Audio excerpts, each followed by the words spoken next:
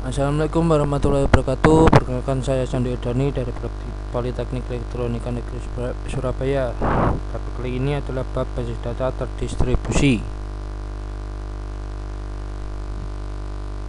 Pokok bahasanya adalah tipe basis data terdistribusi, arsitektur basis data terdistribusi, penyimpanan data pada sistem terdistribusi, manajemen katalog terdistribusi, query terdistribusi, joins pada DBMS terdistribusi, optimasi query pada DBMS terdistribusi, mengubah data terdistribusi, locking pada sistem terdistribusi, distributed recovery.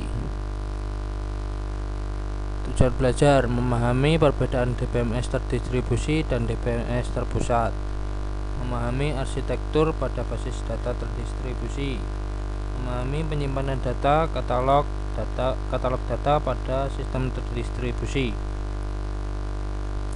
memahami query, join, dan optimasi query pada DBMS terdistribusi, memahami bagaimana mengubah data, melakukan locking data pada DBMS terdistribusi, memahami bagaimana menangani kegagalan pada sistem terdistribusi. Pendahuluan: pada basis data terdistribusi, data disimpan pada beberapa tempat atau site. Setiap tempat diatur dengan suatu DBMS yang berjalan secara independen. Properti pada basis data terdistribusi adalah independent data distribusi. Pemakai tidak perlu mengetahui letak suatu data. Transaksi terdistribusi atomik. Pemakai dapat menuliskan transaksi yang mengakses dan mengubah data pada beberapa tipe basis data terdistribusi. Terdapat dua tipe basis data terdistribusi, yaitu homogen. Suatu sistem dinamakan di mana setiap tempat menjalankan tipe DBMS yang sama. Heterogen. Suatu sistem di mana setiap tempat yang berbeda menjalankan DBMS yang berbeda, atau relation DBMS atau non-relation DBMS. Arsitektur basis data terdistribusi. Terdapat dua arsitektur alternatif DBMS terdistribusi, yaitu arsitektur client server dan arsitektur collaboration server. Arsitektur client server. Sistem client server mempunyai satu atau lebih proses client dan proses server, dan juga sebuah proses client dapat mengirim query pada sembarang proses server. Client bertanggung jawab pada interface user, sedangkan server mengatur data dan mengeksekusi transaksi. Arsitektur client server. Alasan arsitektur ini menjadi populer adalah implementasi yang relatif sederhana karena pembagian fungsi yang baik dan server yang tersentralisasi. Mesin server yang mahal sehingga utilitasnya tidak terpengaruh pada interaksi pemakai. Klien dapat menjalankan interface berbasis grafis sehingga lebih mudah dibandingkan dengan interface server yang tidak user friendly. Arsitektur client server. Pada saat menulis aplikasi client server perlu diingat batasan antara client dan server untuk menjaga komunikasi antara keduanya yang berorientasi himpunan, khususnya membuka kursor dan mengambil tuple pada satu waktu, membangkitkan beberapa pesan dan dapat diabaikan. Arsitektur collaboration server. Collaboration server digunakan untuk mengurangi perbedaan yang digunakan oleh alternatif arsitektur client server. Terdapat sekumpulan server berbasis data yang menjalankan transaksi data lokal yang bekerjasama mengeksekusi transaksi pada beberapa server. Jika server menerima query yang membutuhkan akses ke data pada server lain, sistem akan membangkitkan subquery yang dieksekusi server lain dan mengambil hasilnya bersama untuk menggabungkan menjadi query asal. Penyimpanan data pada sistem terdistribusi. Relasi disimpan pada beberapa tempat. Pengaksesan relasi yang disimpan pada remote site mengakibatkan biaya melewatkan pesan. Untuk mengarunginya, sebuah relasi dipartisipasi atau difragmentasi ke beberapa tempat di mana fragmen tersebut sering diakses. Fragmentasi terdiri dari relasi yang dibagi ke relasi atau fragmen yang lebih kecil dan mengirim fragmen tersebut pada beberapa tempat.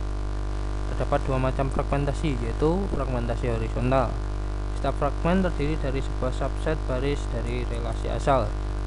Fragmen vertikal, setiap fragmen terdiri dari sebuah subset kolom dari relasi asal. Replika merupakan proses menyimpan beberapa kopi dari sebuah relasi atau fragmen relasi. Keseluruhan relasi dapat direplikasi pada satu tempat atau lebih. Berikut adalah ilustrasi replikasi. Replika. Motivasi untuk replika: meningkatkan ketersediaan data. Jika sebuah tempat yang berisi replika melambat, kita dapat menemukan data yang sama pada tempat lain, mirip mirror. Jika kopi lokal dari relasi yang di remote tersedia, maka tidak terpengaruh saluran komunikasi yang gagal. Evaluasi query yang lebih cepat karena dapat menggunakan kopi lokal dari relasi termasuk ke remote site. Manajemen katalog terdistribusi. Menyimpan data terdistribusi pada beberapa tempat dapat menjadi sangat kompleks dengan nama yang berbeda. Menyimpan data bagaimana relasi difragmentasi dan replikasi, bagaimana fragmen relasi didistribusikan ke beberapa tempat yang disimpan. Fragmentasi horizontal. Tupel dengan rating kurang dari 5 pada Shanghai lebih dari sama dengan 5 pada Tokyo, maka harus dihitung sum dan count pada kedua tempat. Fragmentasi vertikal. SID dan rating pada Shanghai, sname dan age pada Tokyo. Replikasi. Seller dikopikan pada kedua tempat. Join pada DBMS terdistribusi. Contohnya London menyimpan 500 halaman seller dan Paris mempunyai 1000 halaman. Reverse.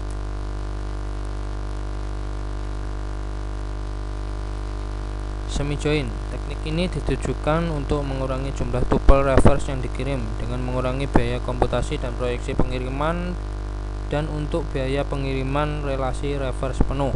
Idenya terdiri dari langkah sebagai berikut. Di London, proyeksi seller ke kolom join akan kirimkan ke Paris.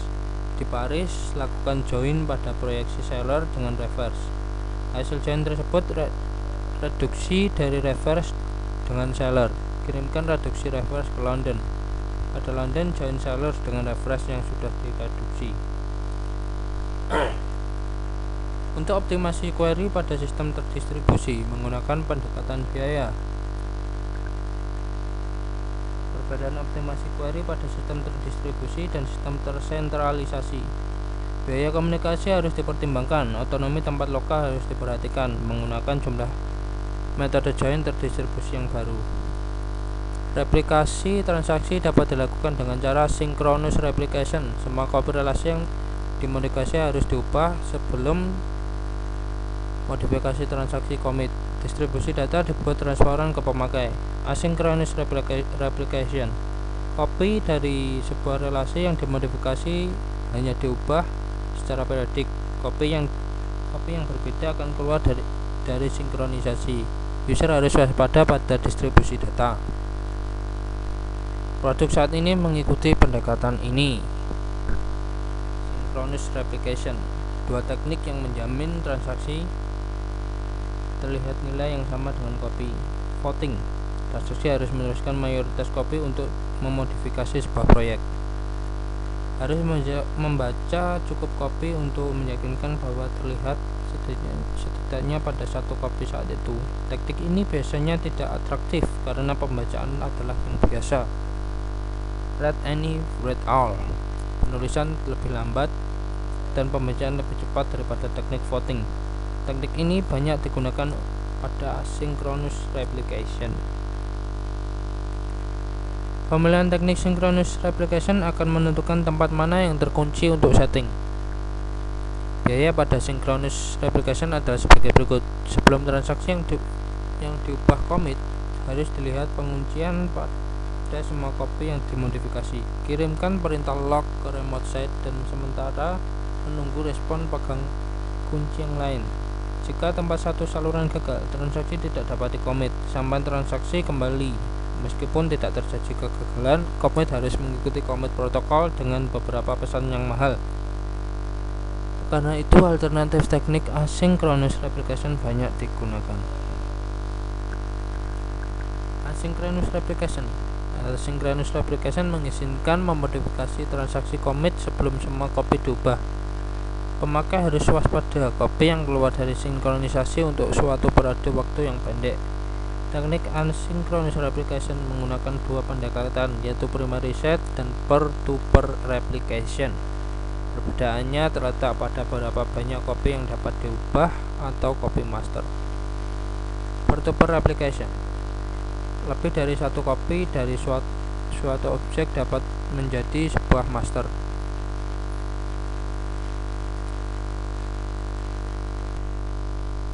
Perubahan ke copy master harus dipropaganda ke copy lain dengan cara yang berlainan. Jika dua copy master diubah dan menjadi suatu konflik harus dipecahkan.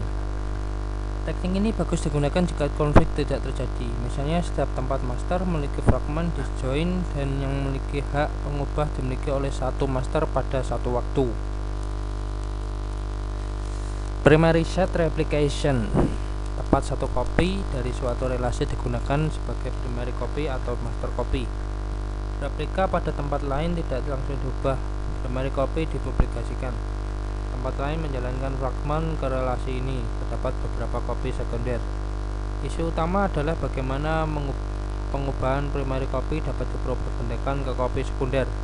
Hal ini dapat dilakukan dalam dua langkah. Langkah pertama, ambil pengubahan yang dibuat dengan transaksi commit. Langkah kedua, aplikasikan perubahan tersebut. Implementasi primary set pada asynchronous replication. Isu utama dalam mengimplementasikan primary set replication adalah menentukan beberapa banyak perubahan ke primary copy dipropagandakan ke copy sekunder. Perubahan biasanya dipropagandakan dalam dua langkah, yaitu capture dan apply. Perubahan dibuat dengan transaksi commit ke primary copy yang diidentifikasikan selama langkah capture dan dipropagandakan ke copy sekunder selama langkah apply. Mengimplementasikan langkah capture diimplementasikan dengan satu dari dua pendekatan, yaitu long based capture dan procedural capture. Load based capture, log menyimpan recovery, digunakan untuk membagikan change data table (CDT). Jika hal ini dikerjakan ketika log terakhir ditulis ke disk, harus menghapus perubahan ke subsequent yang dihentikan transaksi.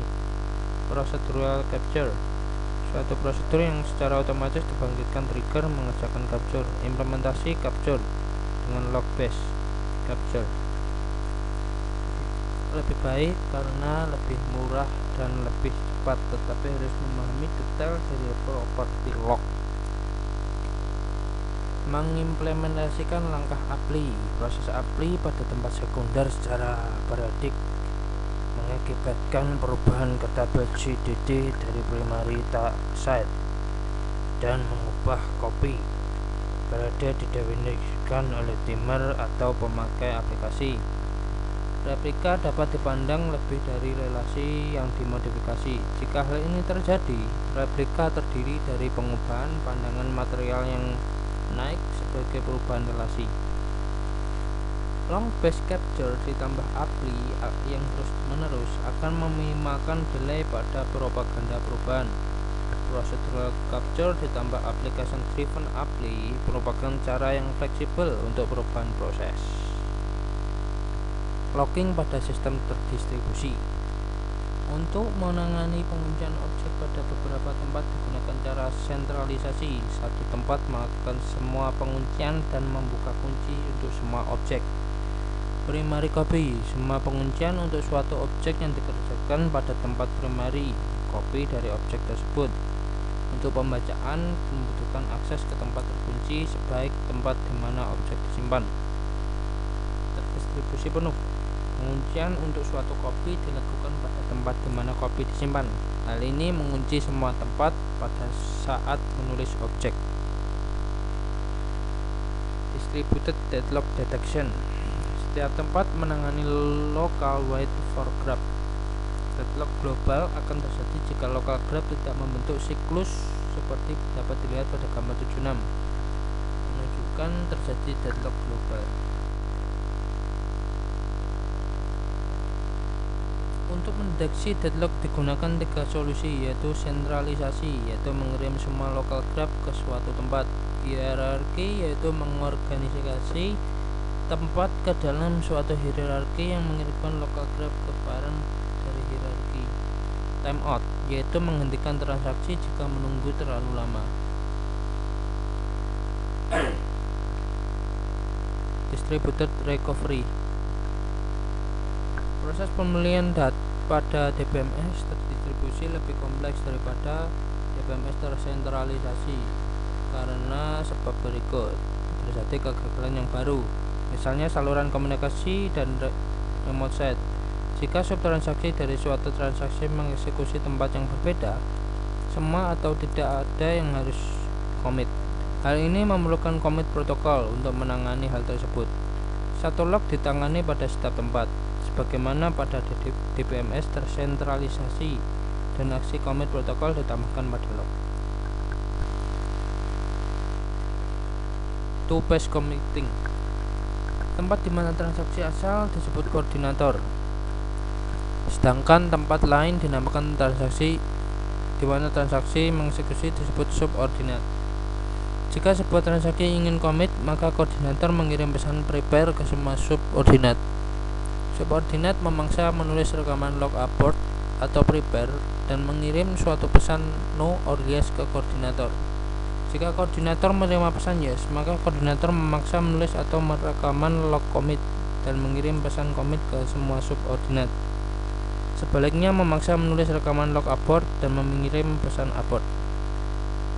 Subordinat memaksa menulis rekaman log abort atau commit berdasarkan pesan yang didapat, kemudian mengirimkan pesan ACK ke koordinator. Koordinator menulis rekaman log N setelah mendapatkan semua pesan ACK. Acknowledgement. Restart setelah suatu kegagalan pada suatu tempat. Jika kita mempunyai rekaman log commit atau abort untuk transaksi T, tetapi tidak mempunyai rekaman N, maka harus redo atau undo T. Jika tempat ini adalah koordinator untuk T, tetap kirimkan pesan commit atau abort ke subkoordinat sampai pesan ACK. Jika kita menyiapkan rekaman log transaksi T, tetapi tidak commit atau abort, tempat ini adalah subordinat untuk T. Subordinat terus menghubungi koordinator untuk menemukan status T, kemudian menulis rekaman log commit atau abort, redo atau undo T, dan menulis rekaman log N. Jika kita tidak menyediakan rekaman log untuk T, secara sepihak akan abort dan undo T. Tempat ini kemungkinan koordinator. Jika ya, subordinat mungkin mengirimkan pesan. Jika koordinator untuk transaksi gagal, subordinat yang memilih yes tidak dapat memutuskan apakah commit atau abort T sampai koordinator pulih. Pada saat itu T akan diblok. Namun tidak semua subordinat saling mengetahui, maka transaksi akan diblok sampai satu dari subordinat memilih no. Jika suatu remote set tidak merespon selama commit protokol untuk transaksi T, baik karena tempat gagal atau saluran gagal, jika tersempat serabut atau koordinator untuk T, maka abort T. Jika tempat tersebut adalah subordinat dan tidak memilih yes, maka harus abort T. Jika tempat tersebut adalah subordinat yang memilih yes, maka akan diblok sampai koordinator merespon. Pesan ACK digunakan untuk menyampaikan koordinator bahwa koordinat dapat melupakan suatu transaksi sampai koordinator menerima semua ACK. Koordinator harus menyimpan T pada daftar transaksi. Jika koordinator gagal selama mengirim pesan, siap tetapi sebelum menulis rekaman. Soal apakah keuntungan DBMS terdistribusi dibandingkan dengan DBMS tersentralisasi? Pada basis data terdistribusi, data disimpan pada beberapa lokasi dengan tujuan untuk membuat distribusi yang transparan. Pada basis data terdistribusi, pemakai tidak perlu mengetahui lokasi data, di mana tidak ada perbedaan antara transaksi terdistribusi dan transaksi lokal. Jika semua lokasi menjalankan perangkat lunak DBMS yang sama, sistem tersebut disebut homogen, selain itu disebut heterogen. Sedangkan tidak demikian pada DBMS tersentralisasi. Gambarkan arsitektur client server dan collaboration server. Berikut adalah gambarannya.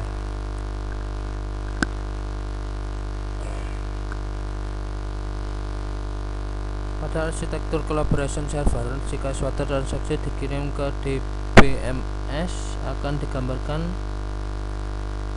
bagaimana aktivitas tempat yang berbeda dikoordinasi. Secara khusus, gambarkan aturan manajer transaksi pada tempat berbeda. Konsep atomik transaksi terdistribusi. Berikut adalah gambarannya.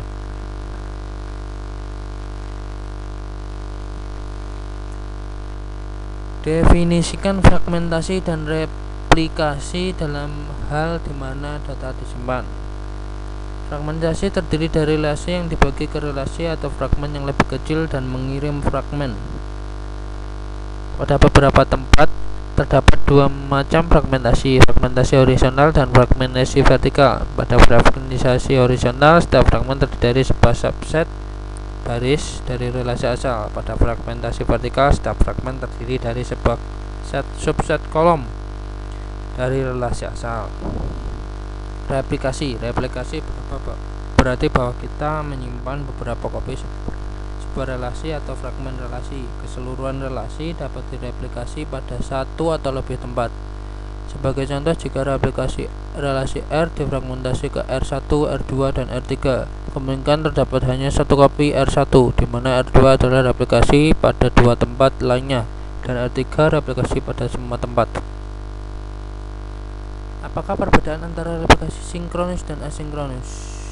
Synchronous replication, semua kopi dari relasi yang dimodifikasi harus diubah sebelum modifikasi transaksi commit. Distribusi data dibuat transparan ke pemakai. Asynchronous replication, kopi dari sebuah relasi yang dimodifikasi hanya diubah secara periodik. Kopi yang berbeda akan keluar dari sinkronisasi. User harus waspada pada distribusi data. Produk data ini mengikuti pendekatan ini.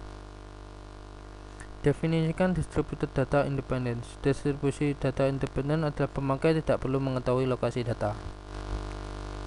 Bagaimana teknik voting dan read one read all diimplementasikan pada replikasi sinkronus? Voting, transaksi harus menulis mayoritas kopi untuk memodifikasi sebuah objek, harus membaca cukup kopi untuk meyakinkan bahwa terlihat setidaknya satu kopi saat itu. Misalnya terdapat 10 kopi, 7 penulisan untuk perubahan dan 4 kopi untuk pembacaan. Setiap kopi mempunyai nomor versi. Teknik ini biasanya tidak atraktif karena pembacaan adalah hal yang biasa. Read only, write all, penulisan lebih lamban dan pembacaan lebih cepat daripada teknik voting. Teknik ini banyak digunakan pada synchronous replication. Berikan penjelasan bagaimana asynchronous replication diimplementasikan, khususnya jelaskan maksud dari capture dan apply. Implementasi primary set pada asynchronous replication. Isu utama dalam pengimplementasian primary set replication adalah menemukan berapa banyak perubahan ke primary copy dipropagandakan ke copy sekunder. Perubahan biasanya dipropagandakan dalam dua langkah, yaitu capture dan apply. Perubahan dibuat dengan transaksi commit ke primary copy yang diidentifikasi selama langkah capture dan dipropagandakan ke copy sekunder selama langkah apply. Mengimplementasikan langkah capture. Langkah capture diimplementasikan dengan satu dari dua pendekatan, yaitu log based capture dan procedural capture. Log based capture, log menyimpan recovery, digunakan untuk membagikan change data table CDT. Jika hal ini dikerjakan ketika log terakhir ditulis ke disk, harus menghapus perubahan ke subsequent yang dihentikan transaksi. Procedural capture, suatu prosedur yang secara otomatis dibangkitkan trigger mengerjakan capture. Proses API pada tempat sekunder secara periodik mengakibatkan perubahan ke tabel CDT dari primary set dan mengubah copy periode definisikan oleh timer atau pemakai atau aplikasi. Replika dapat dipandang lebih dari relasi yang dimodifikasi. Jika hal ini terjadi, replikasi terdiri dari pengubahan pandangan material yang naik sebagai perubahan relasi. 9. Apakah perbedaan antara log based dan prosedural untuk implementasi capture? Log based capture, log menyimpan recovery, digunakan untuk membagikan change data tabel atau CDT. Jika hal ini dikerjakan ketika log terakhir tulis ke disk, harus menghapus perubahan ke subsekuen yang dihentikan. Procedural capture, suatu prosedur yang secara otomatis dibangkitkan mengerjakan capture. Mengapa pemberian nama unik pada objek basis data lebih kompleks pada DBMS terdistribusi?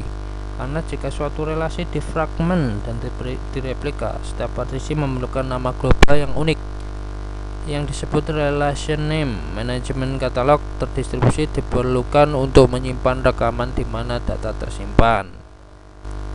Jadi sekian untuk teori kali ini, semoga bermanfaat. Wassalamualaikum warahmatullahi wabarakatuh.